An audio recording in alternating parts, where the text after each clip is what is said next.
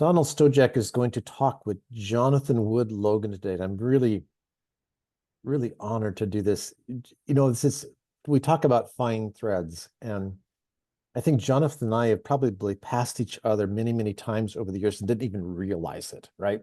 Right. And finally met up a few years back and face to face. And even then, I don't think we realized who each other were going to be, in our respective roles. But we've hence collaborated and conspired and all kinds of things. But the preparation for these calls really is not preparation, but it's really conversation. So Mm. today we're going to have a very real conversation with Jonathan, and I'm going to lead the charge because it's not about who you are, it's about kind of who you're becoming. But just as a word of background on Jonathan, he's a recovering lawyer and has gone into a much better place in life where he's actually helping people rather than tearing them apart. So I know he is a trained hypnotist now, but he's also a brilliant mind. He's a driven person on a mission. He's done a lot of good things in the community, both locally and I think even thinking globally, and I really respect him for that. Thanks. I've really appreciated his friendship, and I've really appreciated his insights. So, Jonathan, welcome today. And my first question out of the box, because it's not about your resume, it's truly about your roots that we want to get Mm. to. Mm. So, who are your heroes? Oh, my heroes. You know, uh, I'm not supposed to mention you, so I'll go to Eric. Um, Eric's a hero of mine. Eric started out as one of my coaching clients. We met over 10 years ago. Started out with my coaching clients and ended up coaching me. So Hmm. flip the script on that. So I've loved the journey with Eric, and in fact, the reason I got to meet you in person, Donald, was because Eric convinced me to come to Evans Peace in Portland. I've been a follower of Yep. Evans since the early 2000s, I guess, with the whole dating thing, Yeah. and when he had a different name, and yeah, and Eric convinced me he was coming up to Portland. I said, let's get together, and that's where I met you in person for the first time. Um, Wow. I've been really super blessed and fortunate to have so many great influences and heroes in life. Hmm. My mom was a hero of mine, my dad. I had a couple of amazing school teachers who really, got me. I'd probably be in the penitentiary if it weren't for a couple of school teachers, to be honest with you, because I was a very troubled child for a lot of reasons. And I probably still am a troubled child, just I hide it well. But they got me. I had one teacher in particular in the fourth grade who got me into the library. So the way she did it was she couldn't handle me in class anymore because I was too disruptive, being ADD and being a problem child. And so she took me to the library and begged the librarian to please let Jonathan stay here for a while. The librarian's like, I know how to manage this kid. I've seen these kinds of kids before. And she said, well, what do you like? What do you like most? I said, well, I like frogs and turtles and reptiles. And she said, great. Have I got a book for you? And my teacher, I think for almost a full year of fourth grade, I think if I'm correct, put me in the library almost every day for a couple hours. So it was just great. Wow. So yeah, Wow. That's incredible. yeah. In your current iteration of your career right now, Mm. who do you serve? As many people as I can. I look at each day as an opportunity to bring kindness, compassion, joy, love, understanding, forgiveness, playfulness, an open mindset, and to try and instill wonder in people and to show them, hold the mirror up to them, basically, their greatness. Wow. Any more specificity than that? Than like every person that you meet on the street, you just stop and Well, no, I don't stop them and go, hi, it's like, but when I go to the cash register, I'm like, trying to level up the tone just a little bit, to be a little happier, to be just a little spark of joy, to ask them a question about themselves, to point out something cool that they might be wearing, like some of that, the bling or whatever it's called, there's names for it, but to just be a little bit of a brightness in the day, right? Because people are usually weighed down by their job or their work or some other thing, especially in this time. So that's who I serve. Now, I have a smoking cessation course online that's fantastic. I do hypnosis for people. I'm actually rebranding and building a whole bunch of my courses that I've written over the past 20 years, updating them and putting them back online. So those are the kinds of things I'm doing. Uh, as you said that, I had to think to myself, I have never not seen you just beaming. Well, I, yeah, as as you were kind of saying that, our mutual friend Bruce Terrell always starts his calls because I talk to Bruce every week. He says Bruce is happy, you know, yeah, but you know what? Jonathan is happy, yeah. and I think why not? Why not be happy? It's a choice and it's an awareness, right? So I'm kind of a miracle baby. When I was born, I had an APGAR of 2. Like they said, he'll never speak. He'll be a jeweler his whole life. And, we need to find an institution to put him in. And in fact, they were going to let me go because I was born in Doctor's Hospital in New York City because my mom was a recently graduated physician. And they were going to just let me go. And she actually made phone calls to her professors till she found one that knew the head of the hospital because they played golf. That's the old boys network back then. They played golf. And she got the guy to say, okay, let's take care of this kid instead of sending him to Bellevue to get regular help, which means I would have probably died. And so I got multiple Yeah, transfusions and surgeries. And when I learned that story as a kid, I was like, well, I shouldn't even be here. Well, I'm pretty lucky to be here. And I've had a couple other experiences like that. And just the joie de vivre for being alive, just the sheer joy of knowing that this is it, right? I mean, we create this, we construct all our experiences, right? yeah. I think so many times there's so many fine threads where we almost could not be, but we are. Yeah. And so there we are. Um, so Yeah. given that, and you've got a lot of avenues. So how do you guide? How do I guide me? How do you guide the audience in front of you? With love, with compassion, with joy, with curiosity, and with a desire to be of service, you know? And part of that is being vulnerable as a human being, and especially as a man, right? Mhm, To show there's different kinds of masculinity, there's different kinds of humanity that we can inhabit, that we can be together authentically without like bruising each other. You know what I mean? mhm, It's like to be able to just say, it's okay. Whatever you've experienced may have been really bad or terrible or horrible. And mhm, this is now. And here we are. And we can do something together. We can, as Eric would say, add a lane, change lanes in life, accelerate towards what we want. Use our, as Eric told me this one, I loved it. Use our roadblocks and turn them into stepping stones, you know, to move forward in mhm, life. And one of those things I always try and talk about is like whatever happened in your past, there's always a silver lining to a cloud. You may have to take a different perspective, right? It's always sunny at 40,000 feet during the day, yeah. right? Now you've held some positions, some stationary positions and businesses and stuff like that. But at some point you jumped off into this entrepreneurial no Mm, man's land. mm. Why? I think it's just an overriding desire to serve and to be of help and to when you've climbed a lot of mountains, you realize there's pathways and there's easier ways to get up them than the others, right? Hmm. And so if you pound a couple of carabiners into the rock and you put pitons rather into the rock, you throw a carabiner on it and a rope and you help other people. I mean, all of us are here because other people generations before us have worked hard to build, learn, grow. They've suffered, they've fought, they've died so that we can have this. And there's a responsibility, I think, to pay it forward. And so what did you have to overcome to go on that journey? Oh, I had to overcome the need to be right. Mm. I grew up in a very tense childhood. My mom didn't want to be a single mom with 3 kids and be a professional and not work in the big city and have that big career. And she had gone through a very difficult childhood. I mean, extraordinarily difficult childhood. And that kind of resonated into my childhood. And after 30 years of both of us having therapy, we have a wonderful relationship now, and she's 92. And she was pretty angry, and I was pretty messed up as a kid, and it showed in school and everything else. And teachers like, he's so bright. Why can't he score better than an F? you know? Hmm. Hmm. And So overcame the need to be right because I learned that failure was not an option. So I was punished for failure. And, if I didn't try hard enough, I was punished for that too. And so I decided not to have goals.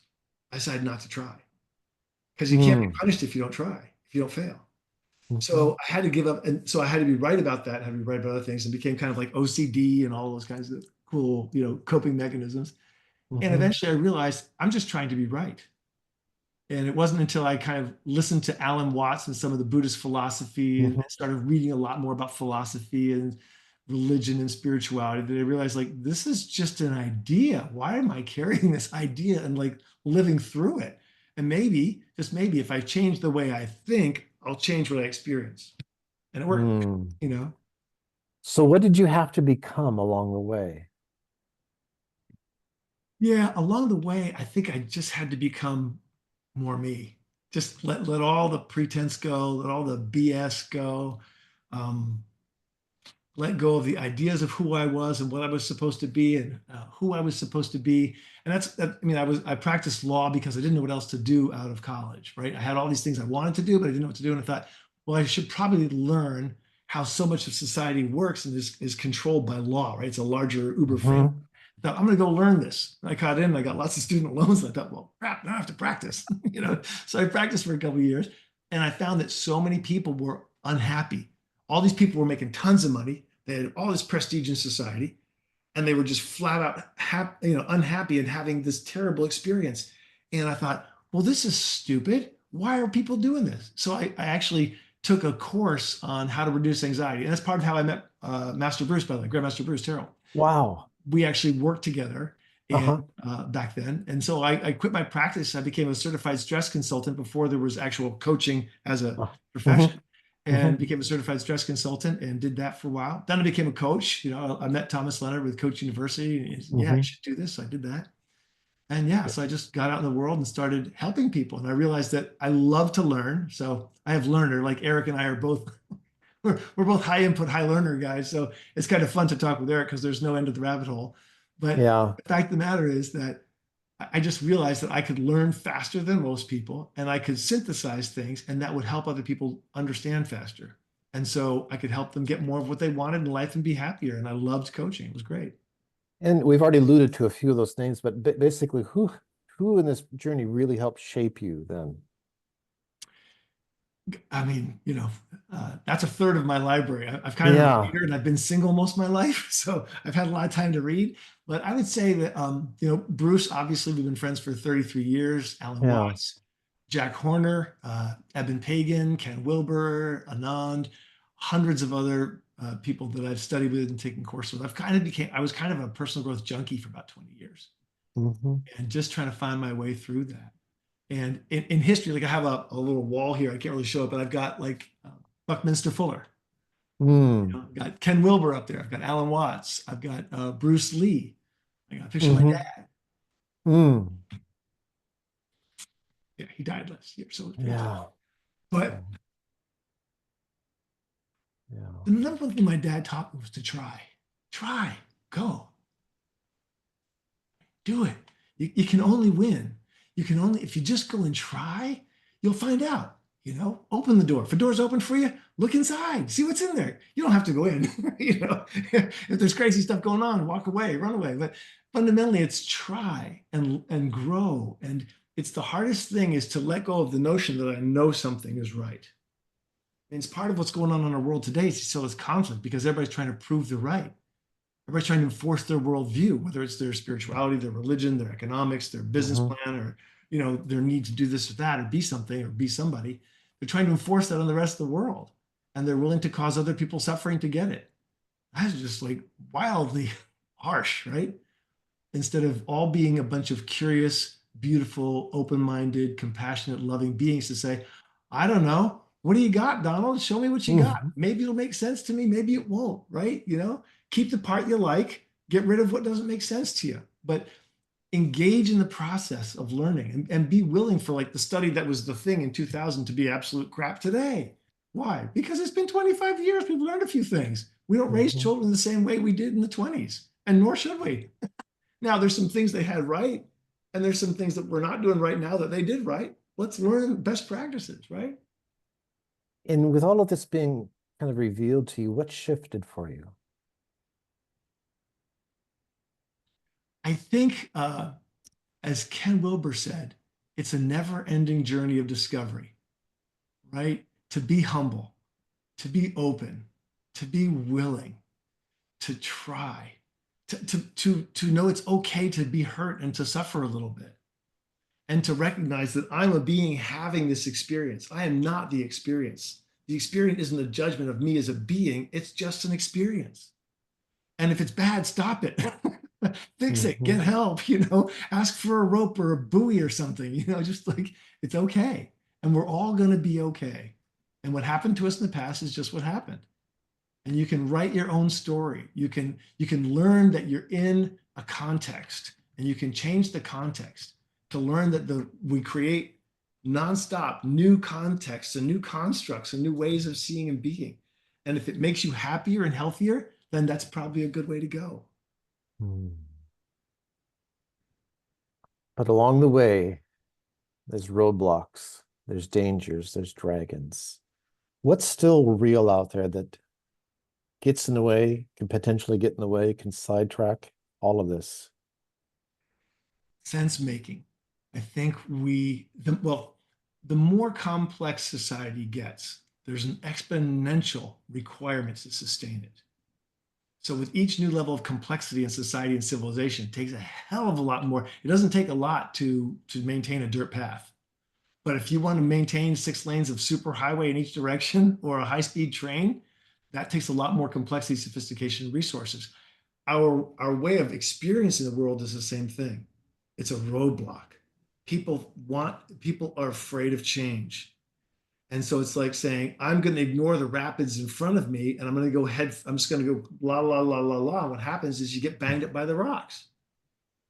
And instead of Mhm. saying, the world is changing, I don't control it, I can't change it. But if I put my feet down first towards the rapids, if I use my hands as kind of little mini paddles, I can learn to float, maybe swim, maybe paddle a canoe, or even sail a boat or get a speedboat. I can learn how to manage the rapids. Hmm. And I can't do it alone, usually.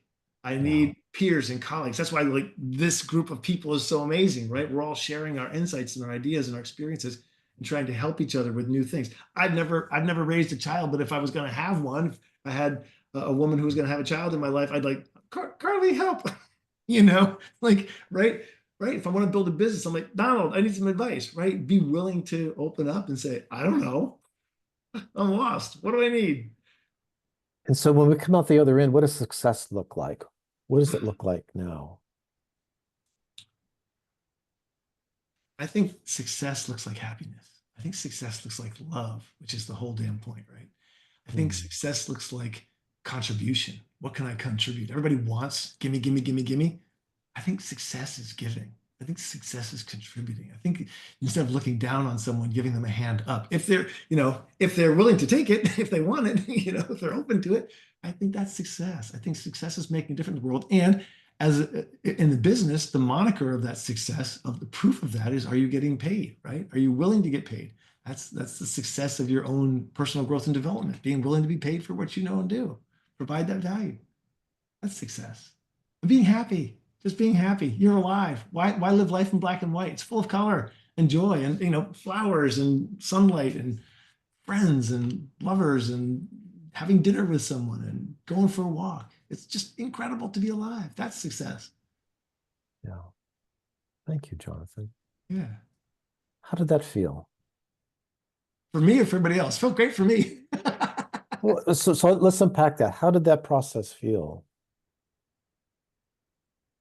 It was great. It was Mhm. great. It's like a mini exploration of the trail of tears and joys and fun and exploration, how we get here. Yeah. It's a little review of life, isn't it? Yeah. Anyone else?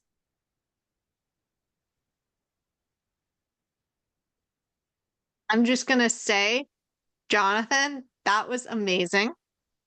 Thank Like 10,000 out of 10 on the you. success is happiness. Like Mm. that's the key and the curiosity. So like I love it.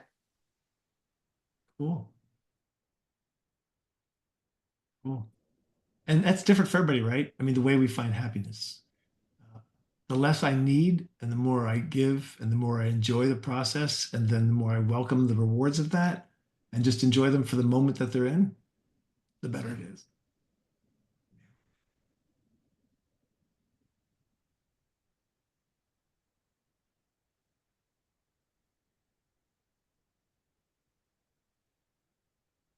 Donald, the process which I identified a little bit further into it than I was fabulous. And I hope it's all right to say this, Jonathan. We've been talking for a long time. I Yeah. heard you say things today that I've never heard you say before. Ah, okay, cool. And Good questions then. yeah, and I wonder because I think it's one of the things that you've talked about that I have found fascinating, and that's the idea of sense making. Mm, Could mhm. could you unpack that a little bit more? Yeah. So, some of you are old enough to remember when we had paper maps. And the map is not the territory. They're a representation of the territory. And our own personal internal maps of the world are not the actual world, because that's in constant flux and flow anyway, right? The world of today is not the same as the world of 2000 or 1980 or 1960. It's just constantly changing. So the ability to self-orient, right? There's a guy named Jack Horner, and he had this great phrase, and it went like this: where are you now and where do you want to go? That's what's important. We can use some of the tools you accumulated from where you came from, but if you're here now, you're someplace totally different than any place you've ever been before. You just don't know it yet, right? So sense making and orienting are really important because, for example, how do we make sense of AI? Do we reject it all out? It's just those damn computers, and it's a weird, crazy thing we need to reject and burn down buildings that have AI in them, right? And there's people who say that, right? Or is it a tool? Or is it a new sentience maybe someday? What is it?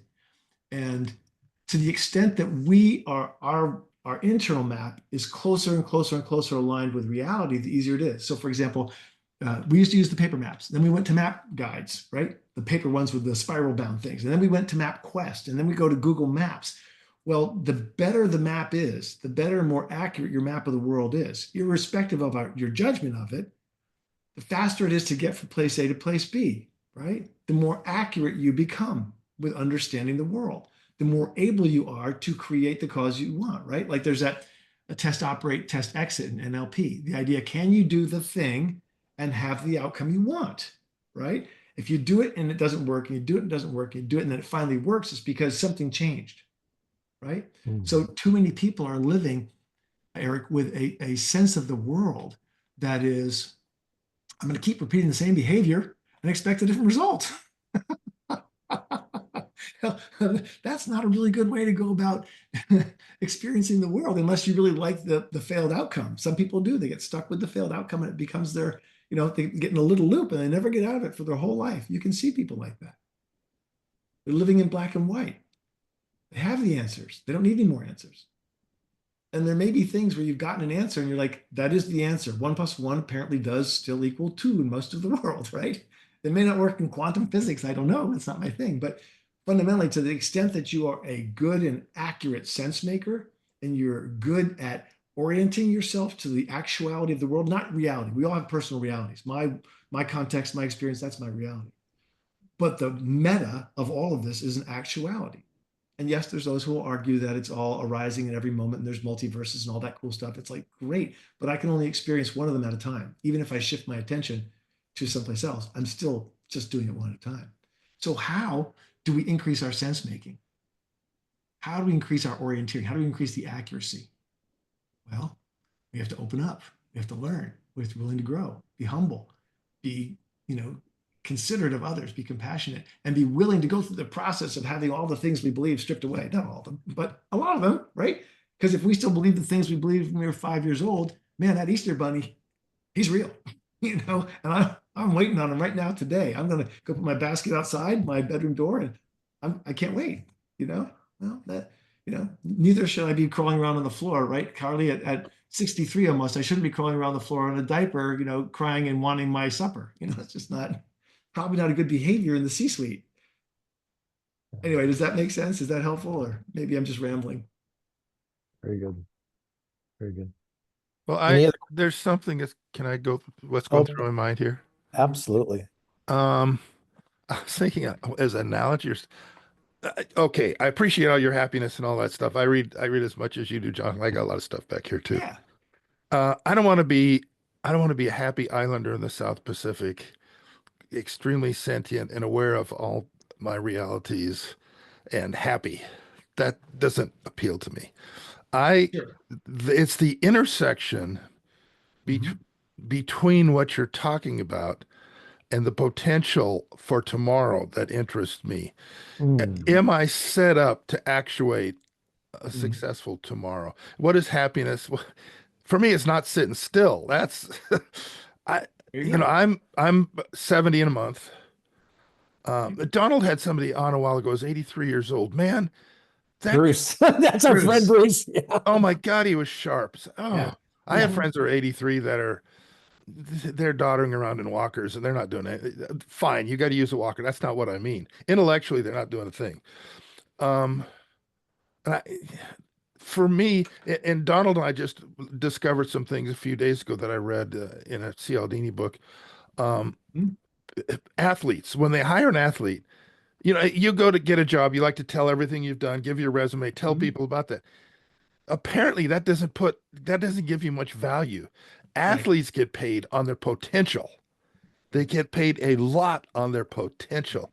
Right. And I read a very prominent guy. I can't remember his name. He's a famous military guy. He had this magic questions he asked in an interview. Tell me your biggest struggle that you've overcome in the past and how you overcame it. Yes. So I'm interested in what you're talking about as an intersection or a launch point for Mhm. what I can create, what I can Yes. do with that, Yes. that that nonstop dynamic of if this isn't serving me, if I'm not getting anything out of it, and you would say this, discard it and let's put something else in the quiver that helps me get to a better tomorrow. Okay. That the potential for that mindset is what I'm interested in. Yeah, I've read a lot of stuff. Happiness is that's like chasing your tail, like a dog chasing his tail. Satisfaction is deeper. Satisfaction is Sure. something that is not tertiary. It doesn't wane, go up and down. I'm happy today. I'm sad, Right. being satisfied with your place, being satisfied with the opportunity you're in, the things you're saying. That's what I like. That's what I take away from it. That's what I settle in on the stuff you're saying. Cool. I agree. And I would also add fulfillment. Yeah, yeah, yeah. I like that. Right. Yeah. And I think the world is brutish, nasty, cold, and difficult in a lot of ways. And life is harsh and we decline and then we die. And it is. And I don't mean just be happy all the time walking around like a Pollyanna. I'm not a Pollyanna. I'm like, I mean, dude, I dive into some deep water and some really shark infested ideas. And there's a lot of brutal realities in the world today. I mean, Ukraine, you can list a dozen places in the world that are harsh. And if you get a chance to watch this video, it means you're probably not in one of those places dealing with those harsh realities. And so we are gifted beyond belief to be able to just sit back, have a cup of coffee, and get on a Zoom like this. And what I would say is that every person's definition of happiness is going to vary slightly, right? Every person's definition of fulfillment and meaning and purposefulness can bring them different feelings of satisfaction, of joy, of happiness, of contentment, of accomplishment. Those are all important in different variations. I start with happiness because if I start with happiness, my perspective is bigger. My ability to absorb the hit points, on the game is bigger. My compassion is more open. My lens is more open. My willingness is more open. I'm more willing to be foolish and humble and to try. And I mean, I can tell you a list of failures that's as long as my resume because every single new thing on my resume came because of radical failure. I mean, I've bankrupted a business. I've been in another business that I didn't run that went bankrupt. I've lost jobs. I've lost marriages. I mean, I've been through the rock tumbler. That's why I kind of smoothed out a little bit. A lot of grit, and that's okay too. In fact, one of the deeper questions I have is, who would I be if I hadn't had so much pain in my life? Right? Because my growth is my response to pain, in part, but also in response to desire to grow and to contribute and all that. But a lot of it was just pain, Richard. Just bald faced, tears, crying on the floor, pain, you know? I mean, I'm lucky I don't have an addictive personality because I'm guarantee you I would have been an addict any number of times from the different things that I encountered because I didn't have the resources otherwise to shift, and those things were available to me, but it's just not in my blood, not in my genes. I like the idea of a big basket. In other words, Hmm. and I don't know if you realize that you said there, it's like, why not? Why not throw it all in the basket? Why not be happy? Right? Why not? What's the downside? We might catch fulfillment. We might catch satisfaction with Right. happiness, right? And maybe we don't. Maybe we're just Pollyannas, but we probably are more likely to get towards fulfillment in that level of satisfaction, whatever that is nuanced for each of us, if Yeah. we have the big basket of happiness. Yeah, I think so. And happiness, gratefulness, appreciation, all those kinds of things run together, right? They're all Gratitude. enmeshed as Yeah. qualities together. I think one of the things that we have to be careful of when I don't want I don't want to be a Pollyanna is to mistake um, being too satisfied with ourselves and being too safe with happiness. So, for example, Mm. what I mean by that, we know that in unconscious incompetence, right, that we can be happy. Like there is no end to Netflix. They're making more videos than I can ever watch. And there's tons of popcorn out there and it's cheap. And I can sit every night and have, a Diet Coke and popcorn and watch Netflix until I'm dead because there's probably going to be Netflix for the rest of the world, right? And that doesn't help me increase my understanding, my sense making, my contribution to society, my participation, all these things. And so, understanding the pathway, one of the things that I knew intrinsically that Grandmaster Bruce Terrell told me about that I was like, oh my gosh, that's so true, was the levels of learning. I had learned them differently than he presented them, but I'd like to take just a second to give everybody that little thing that he taught me. So it's yeah, I won't take for the Coke to kill me. Thank you. No doubt, right? Yeah, no, I'm more of a water drinker at this point. But the point is that there's 4 levels to learning, 4 levels, 4 stages, 4 sets of feelings. And so the way I learned it was unconscious incompetence. You don't know that you don't know, right? Like before computers around, none of us really knew what a computer was or how to use one. And then you move into conscious incompetence. That's where you know you don't know. That's a really painful, uncomfortable experience. And many people would rather go back on the couch and sit there rather than have to increase their map of the world and challenge their belief systems because they're so comfortable. Right? They're so comfortable they don't want to change, and they'll fight to keep their comfort, and they'll go back into unconsciousness.